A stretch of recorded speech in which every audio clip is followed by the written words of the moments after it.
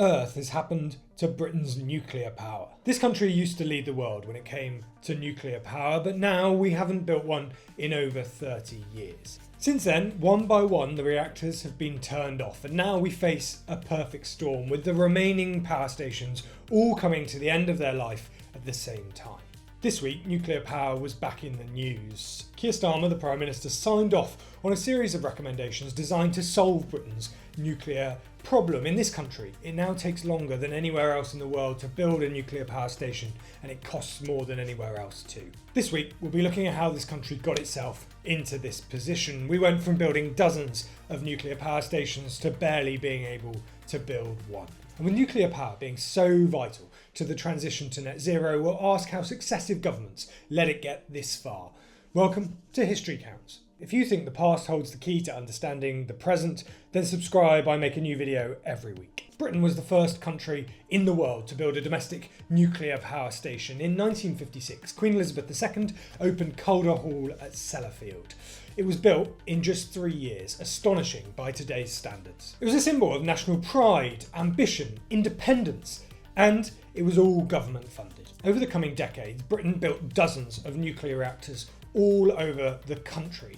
Nuclear power became a core part of Britain's infrastructure, and with a national focus, we built that infrastructure at speeds that politicians and businesses could only dream of today. These power stations were also built to British design, which showed off our capability and our independence, but it did come with problems. As the rest of the world began moving to nuclear power as well, they began to build nuclear power stations based on international standards that gave them economies of scale, supply chains that ran around the world, and plenty of technological support. British reactors, by comparison, proved incredibly costly to maintain.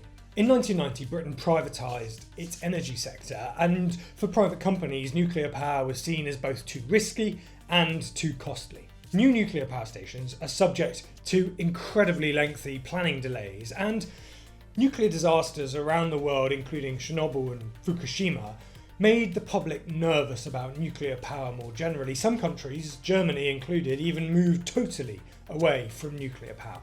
In 1995, Britain built Sizewell B nuclear power station, and it hasn't built another one since. Instead, the private sector has focused on much cheaper gas power, and governments have gone along with it. In the 2000s, natural gas was easy to come by, abundant and cheap. Gas power expanded dramatically in the UK. Some of that came from our own supplies in the North Sea, but it also meant massively increasing the amount that we import from abroad from countries like Russia. The net effect was that Britain became reliant on volatile markets and foreign governments for its energy supplies. When Russia invaded Ukraine in 2022, we all paid the price for that. The cost of natural gas shot up, and it fed the cost of living crisis that we've all been living through. Now, with the shift to renewables underway, we need nuclear power more than ever. Wind and solar are great forms of energy, and we need more of them, but they are volatile and they're unstable. We need nuclear power to build the stable baseline for our energy supplies. But we have a serious problem. The lives of our existing nuclear reactors have been extended again and again, but we're now reaching a crunch point. In the 1990s, 25% of our power came from nuclear. Now it's 15%, but very soon it could be as little as 5%. Small modular reactors offer hope for the future, but Britain's record of building infrastructure, nuclear power in particular, is terrible. That needs to change, and fast, if Britain is going to be successful in the transition to net zero and achieving the energy security that we all want. Thank you so much for taking the time to watch this video. If you enjoyed it, please do subscribe. I make a new video every week looking at how things in the past are affecting the headlines that you see in the news today.